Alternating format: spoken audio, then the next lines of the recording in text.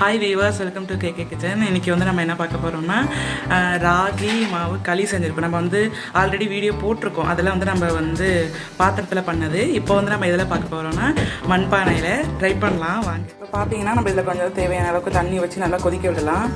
கொதிக்க வச்சு நான் வந்து ராகி மாவு வந்து இதில் வந்து நல்லா கரைச்சி வச்சுருக்கேன். ஓரளவுக்கு பாருங்கள், இந்த போல் தண்ணி போல் நம்ம கெட்டி ஆகிடும். கரைக்க நம்ம ஹீட்டில் போட்டு கிண்டும் போது நல்லா உருண்டு நமக்கு நல்லா ஒரு ராகி களி கிடச்சிரும். இப்போ வெயில் காலம் வந்தாலும் மேக்ஸிமம் நம்ம வந்து மண்பானையில் மண் சட்டி தண்ணி குடிக்கிறதா இருக்கட்டும், களி செஞ்சு குடிக்கிறதா இருக்கட்டும், கம்மங்கூழ் செஞ்சு சாப்பிட்றதுலாம் ரொம்ப ரொம்ப ரொம்ப நல்லா டேஸ்ட்டாக இருக்கும், உடம்புக்கு நல்லா ஆரோக்கியமாக இருக்கும். ஒரு டைமாவது ட்ரை பண்ணி பாருங்கள் இந்த மாதிரி மண்பானையில் செஞ்சு பார்க்குறது. எப்படி நல்லா கொதிச்சிருச்சு. நம்ம இதை போட்டு களி கரைச்சி வச்சதை எடுத்து மிக்ஸ் பண்ணி ஊற்றி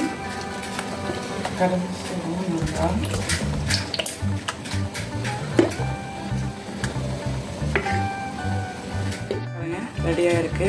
இந்த மாதிரி கட்டியாக வரும்போது நம்ம நல்லா வந்து கிண்டி விட்டுட்டே இருந்தோம்னா நல்லா களி ரெடி ஆகிடும். இதை கிண்டி விடலாம். அந்த கட்டி வரும்போது அப்படியே மசிச்சு விடலாம். அப்போ தான் நல்லாயிருக்கும்.